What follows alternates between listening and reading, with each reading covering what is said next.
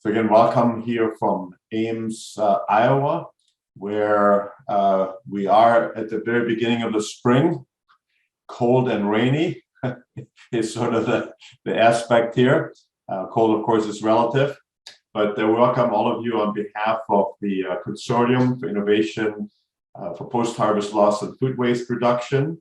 It's an international consortium that's funded by the Foundation for Food and Agriculture Research and the Rockefeller Foundation.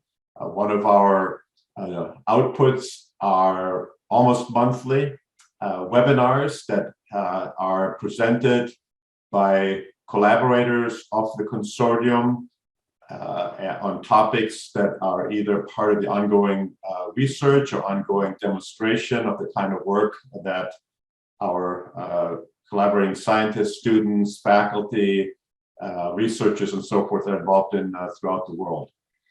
One of our collaborating institutions is the University of Maryland, represented by Dr. Steve Zonka and his team at the Ed Snyder Center, who is hosting and facilitating this webinar. We appreciate their contribution, their partnership in the consortium. They're working very closely with Iringa Hope, and we'll learn more about Iringa Hope, which is represented here on our panel by Professor Enoch Ugalumo in Tanzania and Benenz Masigla, as well as Norm Siegmund here in the Twin Cities of Minnesota. In this seminar here today, we'll learn more about Iringa Hope, the cooperative. They will describe their activities and accomplishments resulting from support of adopting improved agronomic as well as post-harvest practices. And all these activities are supported by microfinance and an institute that they have established there.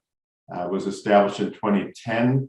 Again, we'll learn more about that throughout today. I know for myself, having visited Iringa Hope, it's a very impressive organization and one that really reflects how smallholder producers can come together in cooperatives through the right type of structure, through the right type of training and management, and access to affordable finance, and really make a difference in the lives of smallholder farmers and their communities and the impact that they have.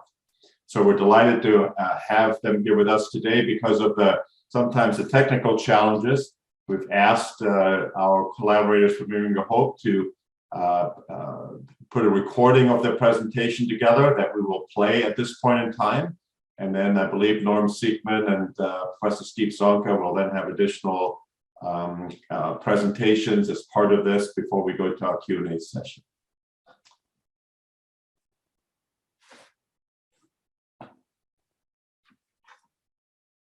My name is Professor Ugulum, the director of the Microfinance Institute, also known as Iringa Hope, Tanzania. The Microfinance Institute is an NGO providing cooperative services in Iringa and Njombe regions. It's organized under the partnership between the Iringa Diocese of the Evangelical Lutheran Church in Tanzania, University of Iringa, and Iringa Hope, US. It works to make the availability of financial services, agri-inputs, training and education to SACCOS, AMCOS through two apex bodies of Iringa Hope joined SACCOS and the Iringa Hope joined AMCOS. On approach-wise, MFI functions to facilitate training, educational and professional services to networks of cooperatives that are SACCOS and AMCOS. It conducts monitoring of SACCOS and AMCOS activities. It also conducts regular field visits, and it facilitates formation of AMCOS and SACCOS in villages where services are not available. Finally, it engages in resources mobilization that facilitate access to finance and infrastructure development for SACCOS and AMCOS in Iringa and Njombe regions. MFI uses a very unique model to deliver its agricultural financing, marketing, and training to smallholder farmers in Tanzania, whereby AMCOS has to identify its needs, and later on, the needs are channeled towards Iringa Hope joined AMCOS, and then Iringa Hope joint AMCOS sits together with Iringa joint SACCOS to make sure that the needs are taken back to SACCOS and AMCOS, whereby finances will be administered. MFI has also helped develop self-governed and self-sustaining member-owned and operated corporate societies that are earmarked to help alleviate poverty and empower agricultural entrepreneurs. On function-wise, SACCOS provide microloans to the farmers. AMCOS provide a trusted place to purchase inputs and markets to sell the crops. On average, MFI has supported family income to more than triple from $300 to between $900 and $1,200 a year. That is for the last 10 years. Now, that was an introductory part of my presentation. Coming to results, we look for the successes achieved by MFI from the past 10 years. We say MFI support has been great, and everyone is commemorating the achievements from the rural areas, especially the beneficiaries of our services. The services that we have offered included infrastructure development. So far, we have completed the construction of market center last year, and this has a space dedicated to direct marketing of members' crops. Also, it has a training space, and it has a meeting place where vendors, suppliers, and buyers would see and discuss various matters. Also, it has an office space for the expanding staff at MFI. MFI grows, and therefore it requires new staff depending on the need of the jobs that are being created. Also, MFI has managed complete construction of 23 IDCs, integrated development centers, and one program main office. The program office is located at the University of Iringa, while the IDCs are located in villages. Another achievement has been access to finance. For the past 10 years, over 200 individuals, foundations, and churches have supported MFI. The cumulative overhead rate has really been less than 1%. So most of the money are channeled to the focused persons in rural areas. We have also had 189 elected officers, 300 elected committee members, and 9 full-time paid staff for the past 10 years. Also, the indirect beneficiaries from the program, there are over 23,000. And they benefit also from what we are doing. For the past 10 years, we have issued or loaned almost 17 loans to smallholder farmers. On repayment, we have been doing very well. Over 90% has been our annual repayment. Our average loan has been around $357 per individual. For the past 10 years, again, our members have earned almost $8 million from the loans. And this is a huge amount to help families, poor families, to achieve better life.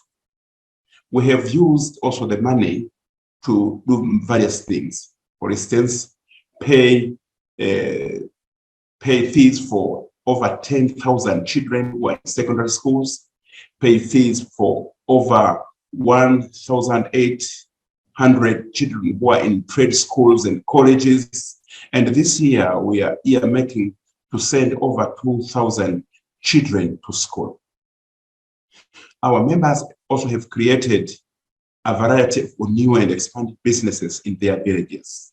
We find small businesses, new startups in rural areas.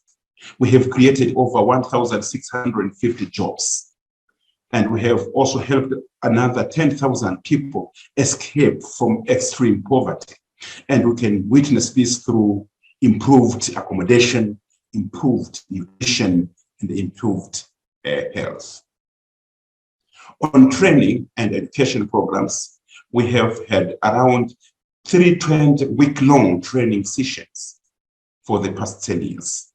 We have had around 75 day-long village seminars, and we have had almost 986 calls in radio shows whereby people are educated via radio Furaha FM, and people, if they don't understand or they need more clarification, we have a special number where they can call to the presenter, mostly the agronomist, to get more clarification. Plus hundreds of special sessions on new tools, techniques, and new crops, etc., that have been focused in the radio shows. We have trained members on various modules like agronomy, how to use high-quality seeds, tilling the fields, use of better fertilizers, sprays, and so on and so forth. Training on proper harvesting, storage, testing of soils also has featured in the training. We have also trained people on small businesses, planning and management, especially for new startups. We have trained our leaders on budgeting and savings. We have trained our leaders on how to plan ahead and track changes that are ahead of them when they want to face the future. General issues like health, sanitation, and nutrition also have featured in our training. From the trainings and educational programs, we have improved the productivity, use of better farm implements, and also access to markets. More will be stated by, or will be discussed by my fellow agronomist, who is also going to present.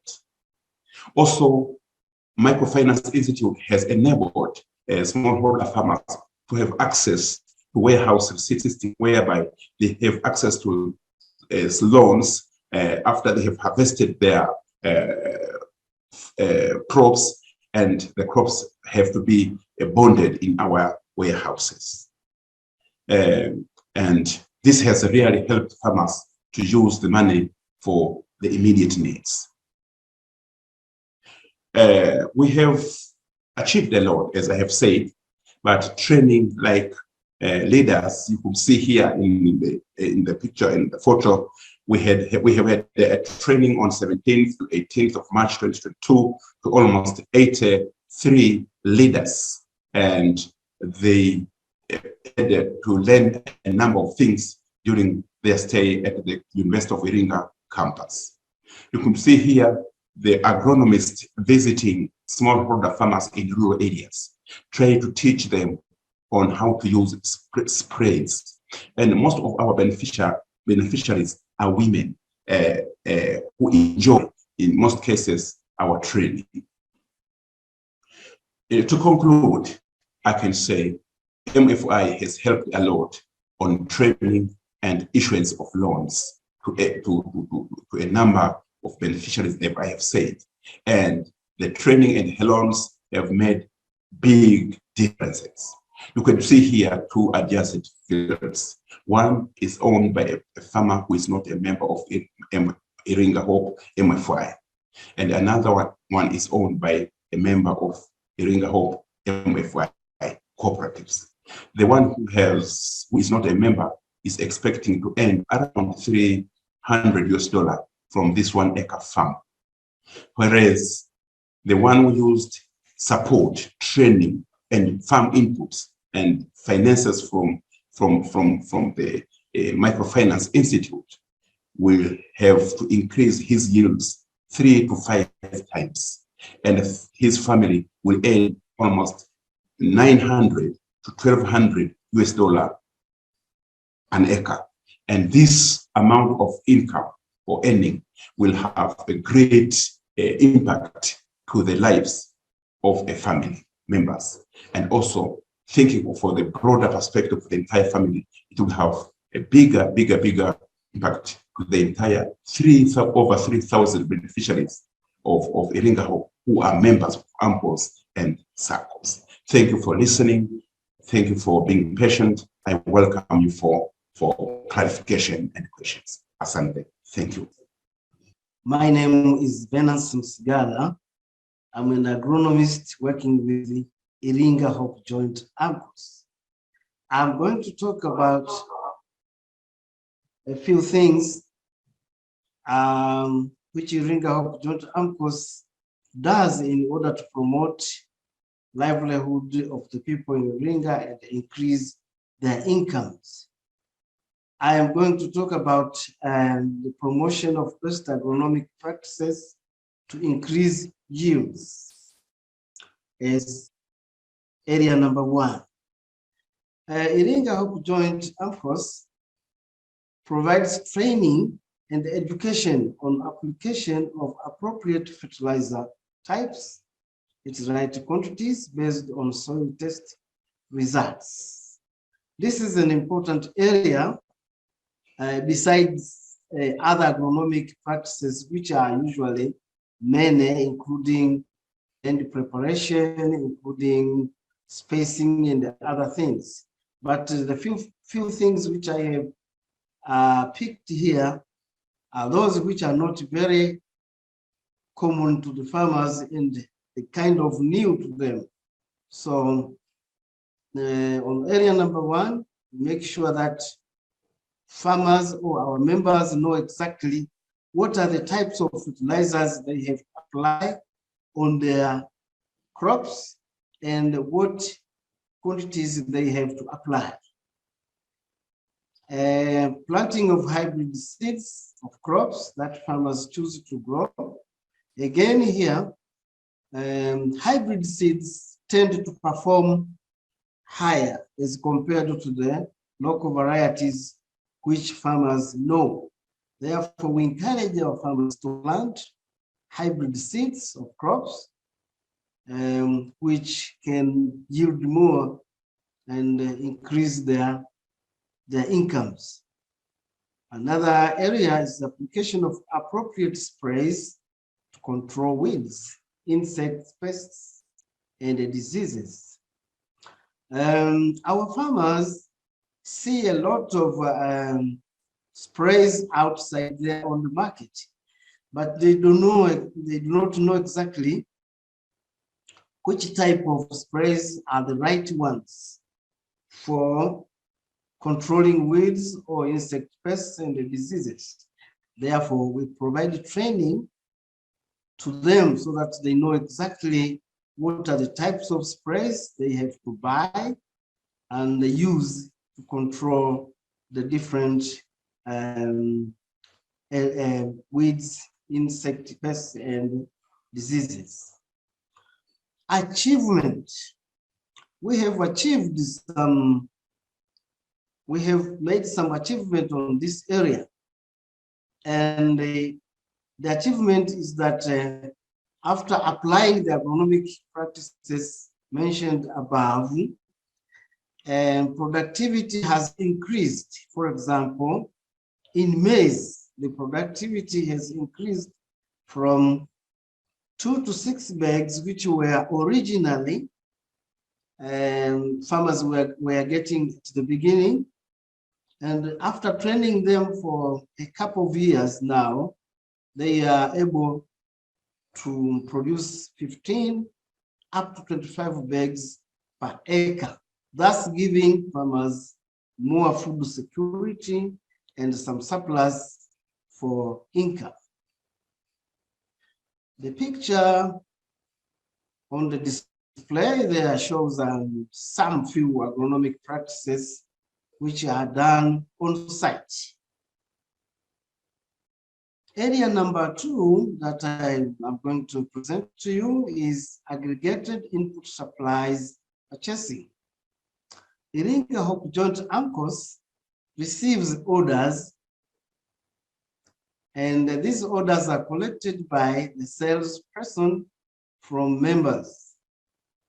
Then the orders are aggregated so that we buy them in bulk from supply companies at discount price. This is very important because it makes the end user buy those inputs at somehow cheaper prices compared to the market price. And after aggregating, we transport the inputs to primary AMCOS and keep them at Integrated Development Center, where members now can buy the inputs. The members are capable of buying the inputs because they can take loans from the SACCOS and buy inputs from the AMCOS at the Integrated Development Center. We have some achievements on this area that members have an access to improved.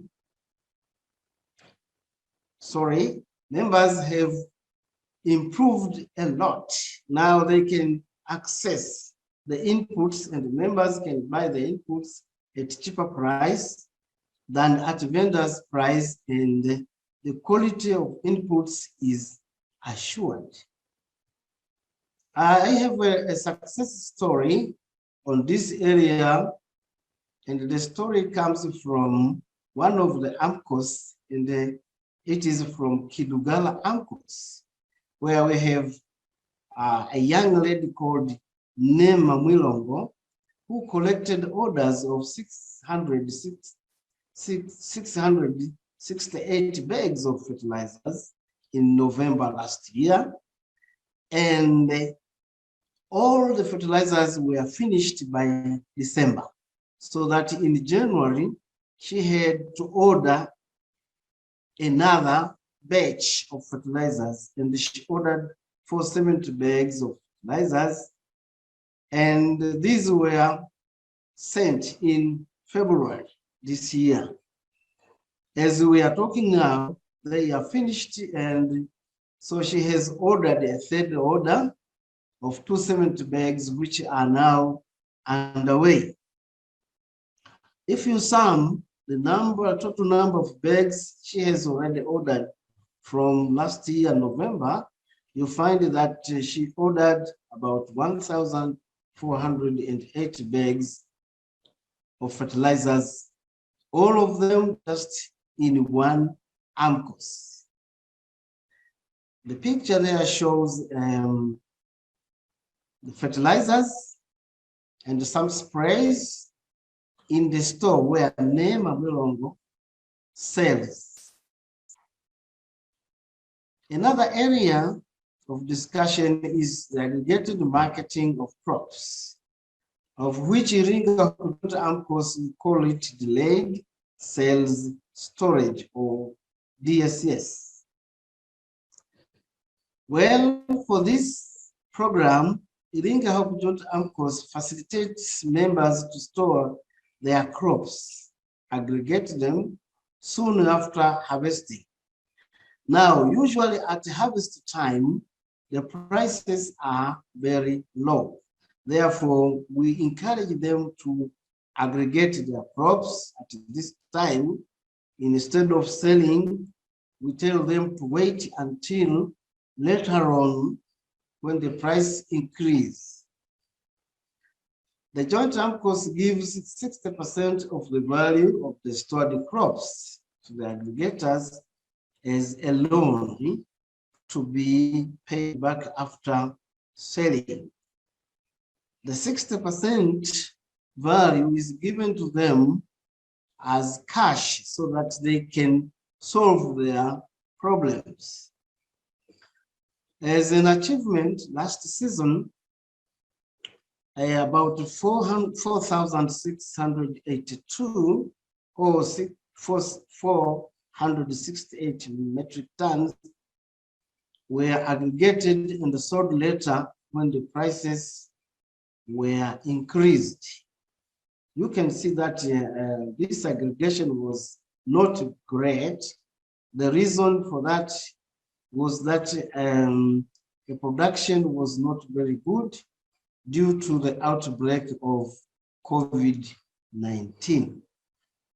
Our projection, however, is to aggregate 10,000 bags or 1,000 metric tons and sell when the price increases. The picture there shows aggregation, and you can see farmers have put their maize in PICS bags and they are aggregating. Another area of presentation is about post-harvest loss and food waste reduction. This is a very important area where Iringa Hope Joint AMCOS works on. Iringa Hope Joint AMCOS provides training on post-harvest loss and the food waste reduction. We know that food is wasted at the farm, and so we provide training on members to put maize cobs in Hessian bags when they are harvesting, and they collect them on traps, as opposed to the traditional method of throwing the maize in heaps on the ground, which tends to attract pathogen infections such as aflatoxin. But also we encourage them to do so in order to maintain cleanliness of the crops. We encourage members to use simple technology to thresh the maize, such as use tractor PTO shaft threshers instead of the traditional method of beating the cobs with the sticks. And when they beat the cobs with the sticks, they tend to break the kernels, leading to aflatoxin infection. And after farm, the maize will be transported to their home yard. Now, on arrival to the home, we train them to dry the maize on traps to avoid pathogen contamination and also maintain cleanliness of the maize. Some achievement we can see there after training them on post-harvest loss and food waste reduction. And the first achievement is that all maize that is brought to the Integrated Development Center for aggregation is tested for moisture content before storage. And the moisture content should be at least 12.5, should be less or equal to 12.5%. And so if it is more than 12.5, the farmers are advised to dry the maize more on taps. This is possible because our farmers at the IDC have been provided with a moisture meter. So each IDC has got a moisture meter, and farmers have been trained to read, to use the moisture meter so that they know exactly what is the moisture content of their produce. Another achievement is that all maize brought to the IDC warehouse for aggregation is screened to remove any dirty and any immature kernels. So by doing so, this is a practice of trying to clean the whatever maize is aggregated so that we have very clean maize.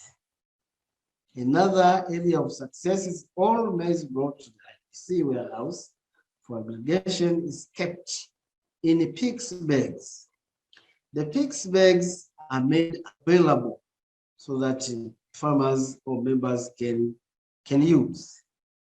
And the training on how to use these PICS bags is provided. So farmers are taught on inspecting the fixed bags for any holes before filling.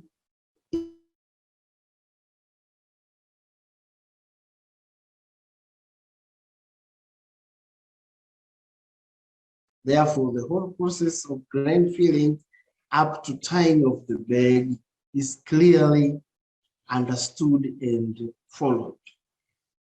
Farmers are taught the way to pile up the bags, to leave alleys for air circulation, and to keep bags of maize at least 100 centimeters away from the walls of the building.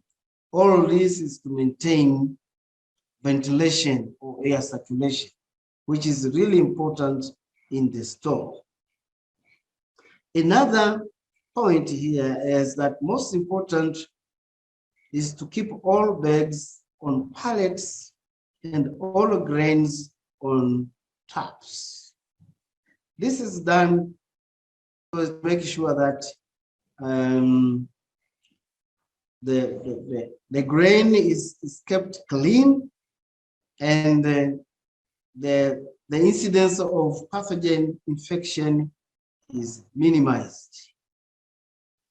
As you can see on the picture there, it shows the farmers are screening their maize, they are cleaning the maize to make sure that they store the best clean maize. And the other picture shows members of one of the IDC weighing the maize using the weighing bridge to make sure the maize which they put in the pigs bags is about 100 kilogram, is exactly 100 kilogram weight.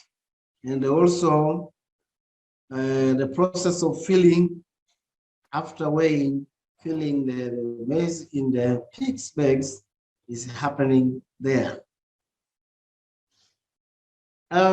The following now is just a summary of what we have presented so far.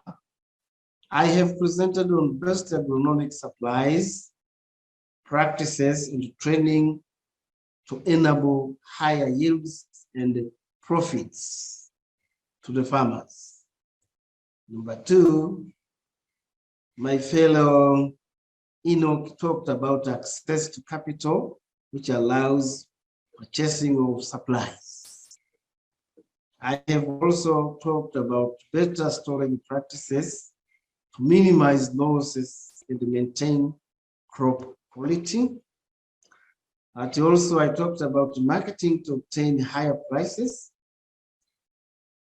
which encourages storage of the grain.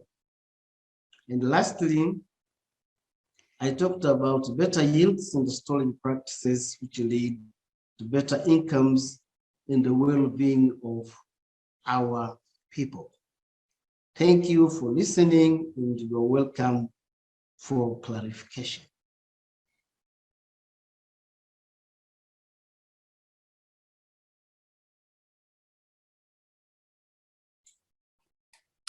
Good. I apologize. I've gone a little bit out of sequence, skipping here Norm's sequence for the introduction. And so I don't know whether Norm, you want to go next, or Steve, how do you want to go?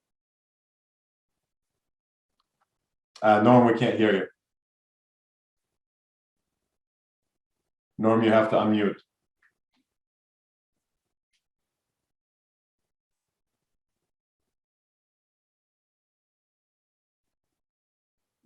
Steve? Hi, Norm, you need to unmute. We can't.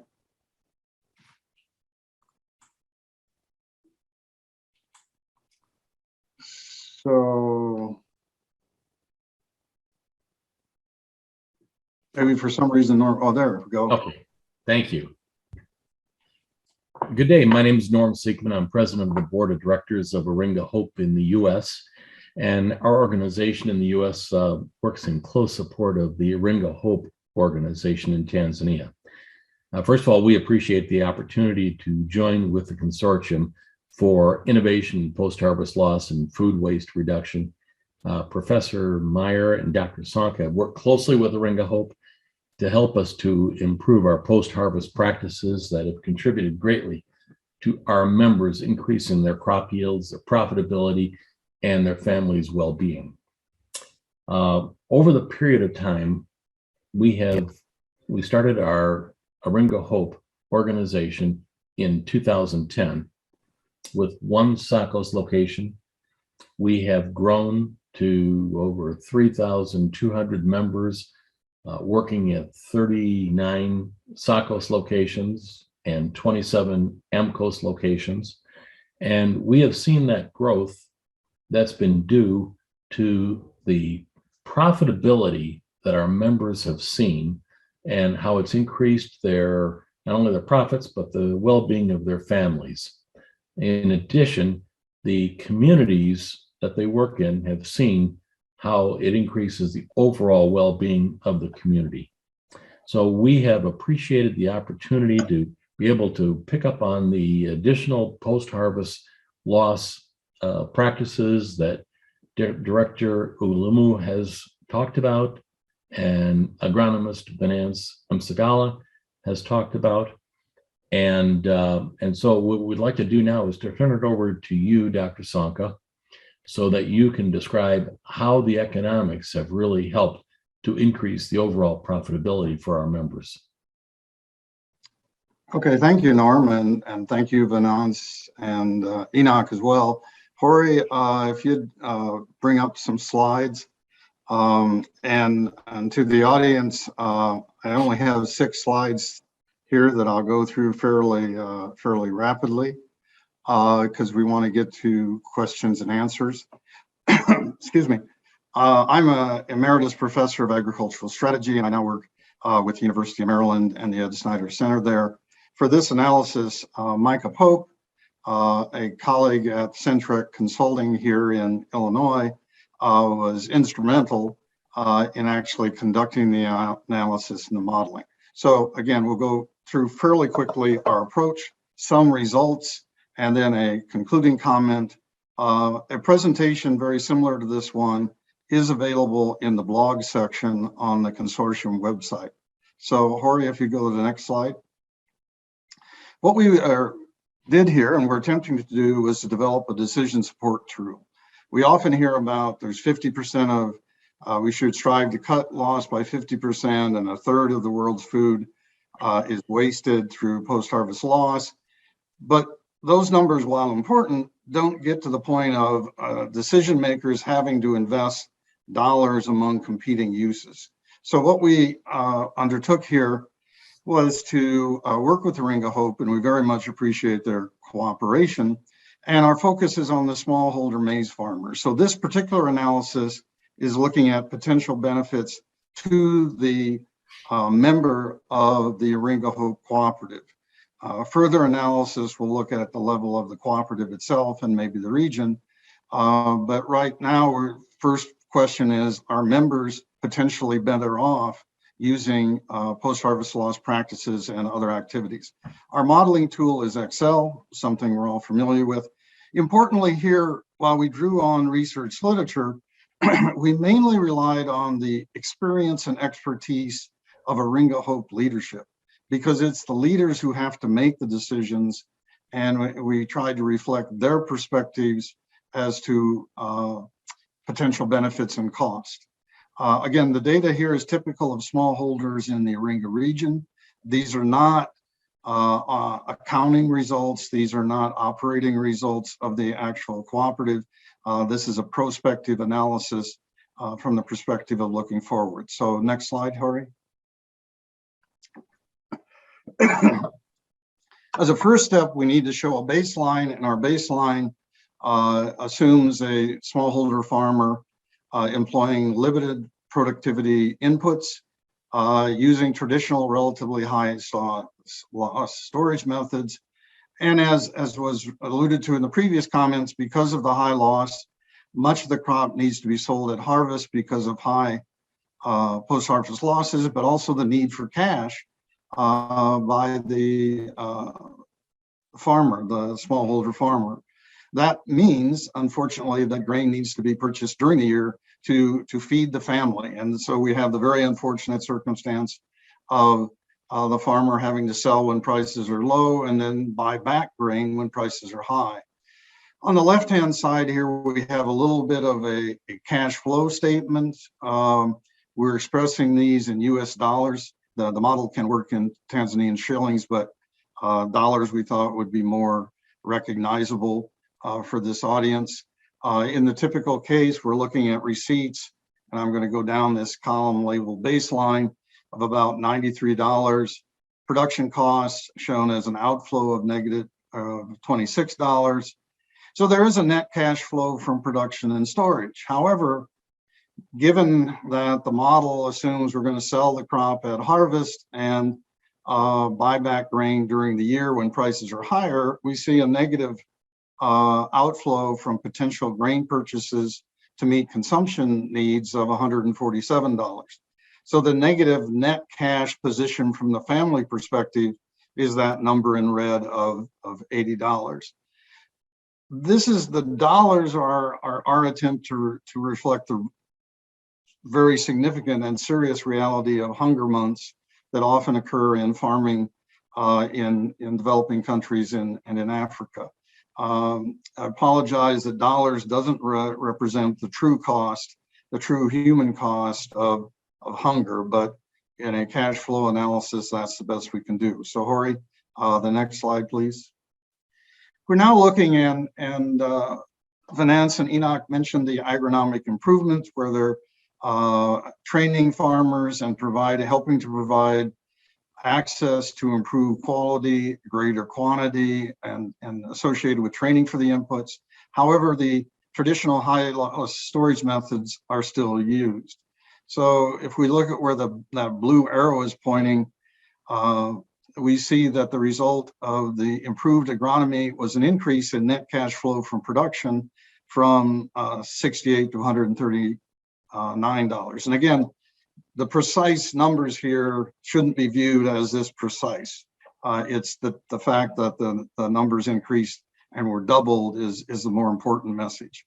However, and as shown in the red numbers and the red arrow, the lack of effective storage, the lack of the ability to generate cash at harvest still requires the farmer to sell grain at harvest. And that means they have to buy back grain for home consumption.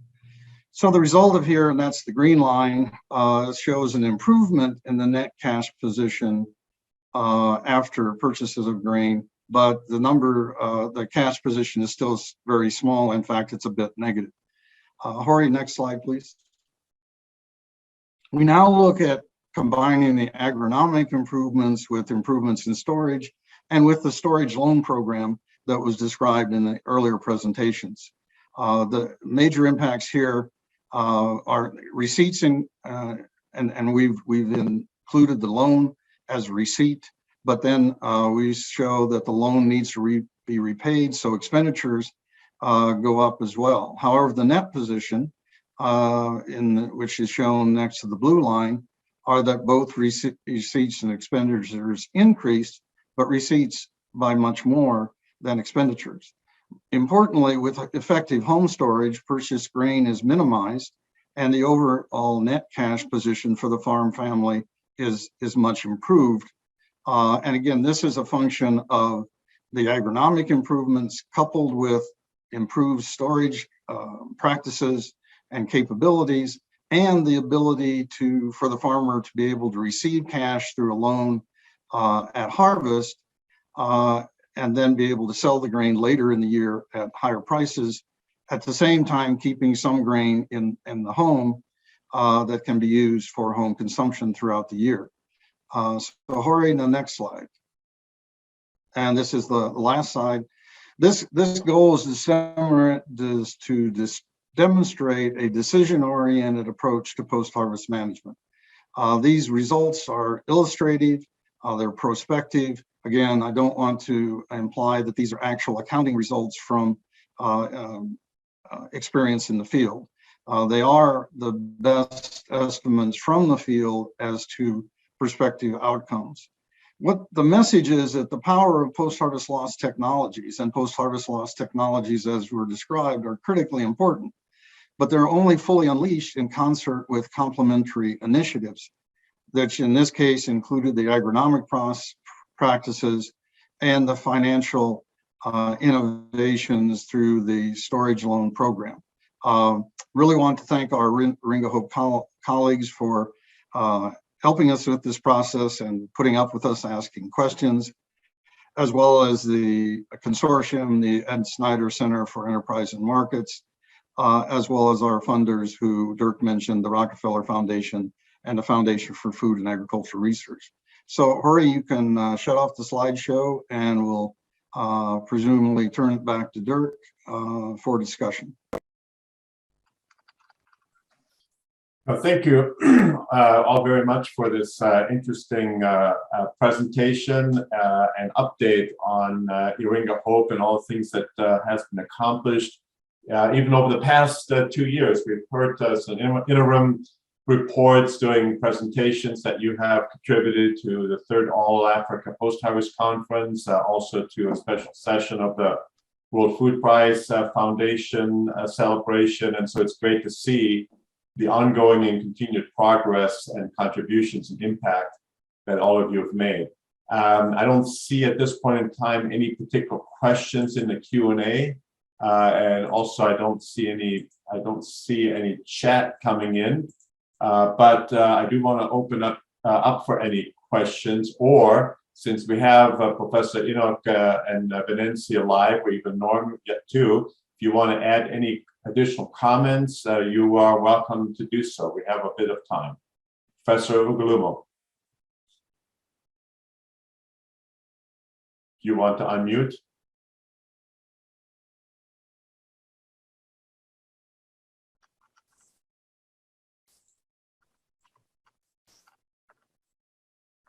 I think you're unmuted now. Go ahead.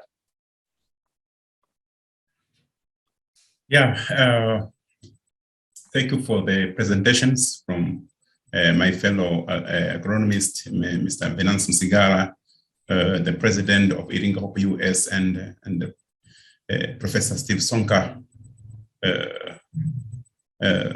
for the presentations. And as from what I have learned is that the modeling that has been presented by Professor Sonka, they really reflect our initiatives. Though he said these are just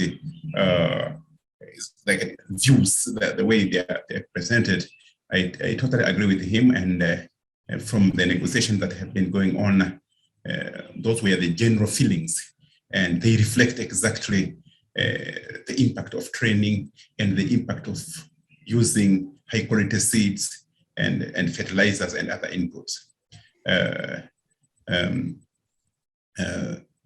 Personally, I don't see divergence, but a convergence. I'm seeing convergence of all presentations that have been made. Thank you.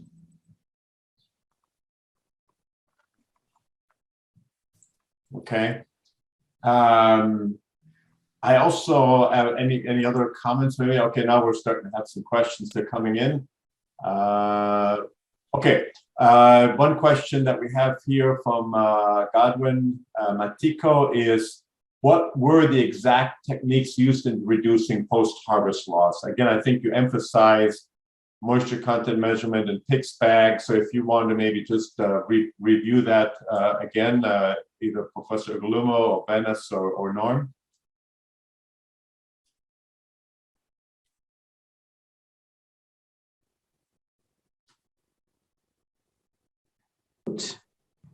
Yes, for sure, we have been employing the knowledge of how to use the PICS bags, measuring moisture content, but also insisting on drying on traps. But as we teach our farmers, the knowledge gets in slowly. And so my comment would be, we continue teaching them.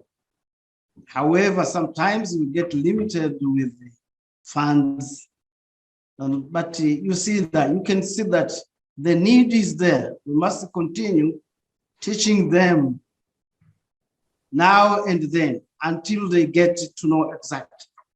What I'm saying is like it takes time to change people's attitude and behavior.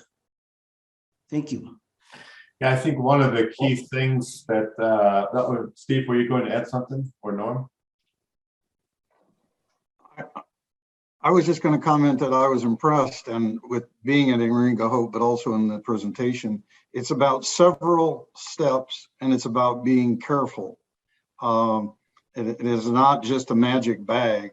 You know, the practices that Venance outlined, it's a series of being careful steps that have to be, and if you don't necessarily, if you miss one, that could reduce the effect. And so I was really intrigued and enjoyed Venance's description of those 5 or 6 or 7 steps of just being very careful about the grain and its quality and cleanliness.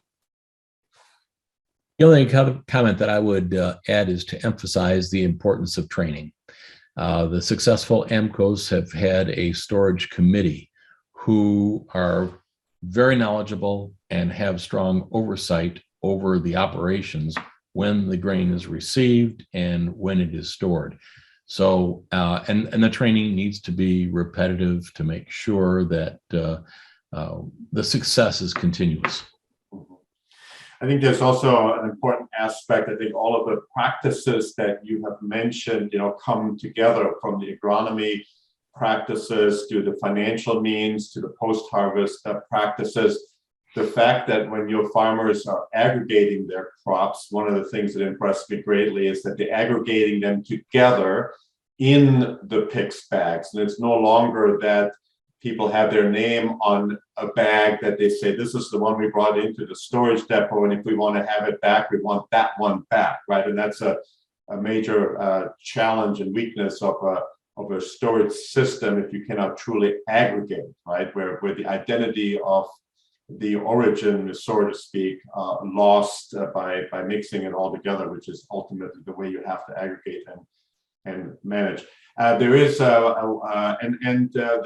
PICS bag is just one example of the hermetic bag storage technology that has grown substantially across sub-Saharan Africa, but also the world, with multiple manufacturers available. I think you have made some very good experiences with the PICS bags, but we also know that you've had some challenges with the PICS bags, and that isn't necessarily a downfall of the PICS bags, but it can happen in hermetic bags, that you end up getting damage into the plastic films as a result of insect activity that may be coming from inside the bag or outside the bag, depending on the type of pest challenges. And so sanitation, cleanliness, awareness, and proactive management, you know, is very important in that regard.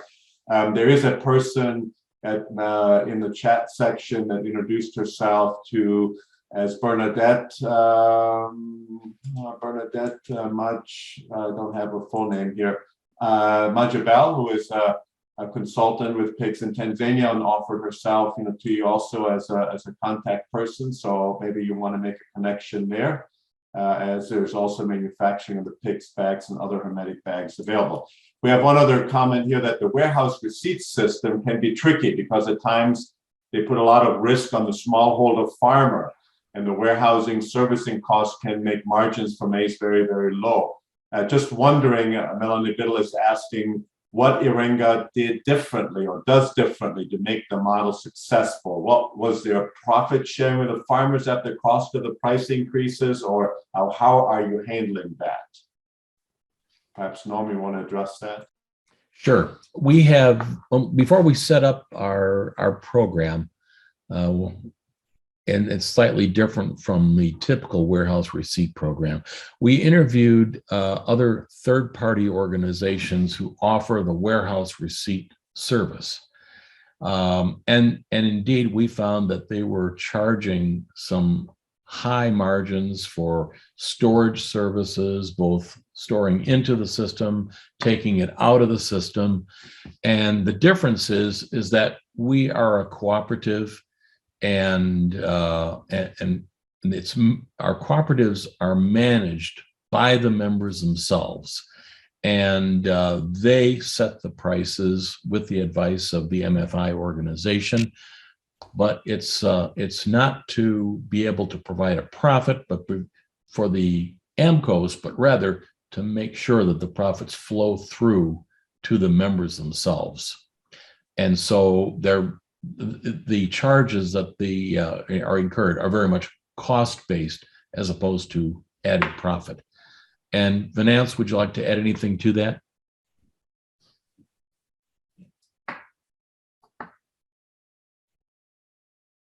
You're muted. There you go. Yeah. Well, I think it is a question of market. If the market is there and you happen to sell your produce at a higher price, for sure the receipt system becomes very, very, very good. But if the markets are not there and the prices are not increasing, that is a challenge. But if the prices raise up quickly, and actually it should not take a long time since harvest, probably maximum can be 9 months after harvesting, then farmers sell their produce, then they can realize the profit so much. Getting close to our time, I want to be respectful of that. One comment is that a little bit of feedback that some may not have received or were able to listen to the entire webinar live, that this is also be recorded. It will be posted on our Consortium website. So this entire webinar will be available in its full length. So if you missed certain parts of it for whatever reason, you will have access to the materials. Steve, there's also a question related to the economic analysis that you guys have done. Will that spreadsheet be available that people can access that? Or you also referred to a blog that talks about that spreadsheet a little bit further. So if people wanted to make other adjustments to the way you have done that versus perhaps the way they want to do it, is that available, or what would you advise? There is, as I mentioned, there is a blog on the Consortium website that describes the analysis, a more complete analysis that I summarized here. We don't, and I do in further reports, we will describe the spreadsheet and its components in more detail. Right now, there are no plans to make the spreadsheet available because it's only really useful if it becomes, it's unique to the individual and the individual circumstances. There's also the issue of providing service and support. But in a report that we'll be generating next week, I'll describe the components of the spreadsheet, and we'll make that report, or segments of that report, to describe in detail literally every section of, and so it'd be easy to replicate and then modify to individuals' needs. So look for that, and I assume the consortium can send out a note to people who are registered that report will be available in the next 2 weeks or so. Yeah, and that definitely is possible, and we've got a lot of clever students, and perhaps an online version of a spreadsheet, just like we have other databases and so forth, could potentially become available in the near future on the Consortium website as well, that at least would allow people to follow that. One final comment here, people asking about product standardization and grading is a big challenge, and I think you have also addressed that. There's of course also the East Africa community that have developed standards for grain analysis and grain grading I'm aware of. If you have questions in that regard, the East Africa Grain Council has helped to facilitate that. There are standards available for all the grains. There are methods available. There's training available.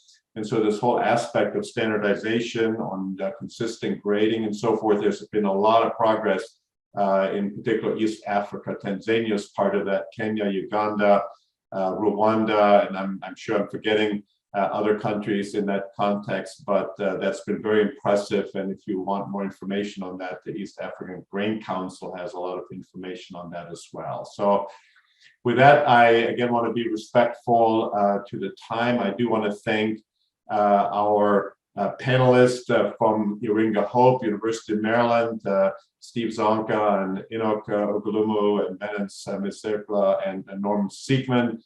Tremendous work that all of you are doing in Tanzania. We wish you continued success in all of that. We look forward to seeing you sometime in the future again. And with that, I want to also thank our collaborators at the Snyder Center, also Jorge Chicas here at Iowa State University for facilitating, setting up this webinar. We had intended not to have another webinar in April, but we may do that since we have an annual meeting that's coming up at the symposium that kind of got shifted from May into June. And early June, when our consortium meets, plans are to meet in Ghana. We plan to have more of a research webinar that will be broadcast from that will highlight research and progress and activities from consortium members on a broader scale. So look forward to that. With that, again, thank you to everybody, and we'll close the webinar at this point in time. Thank you very much.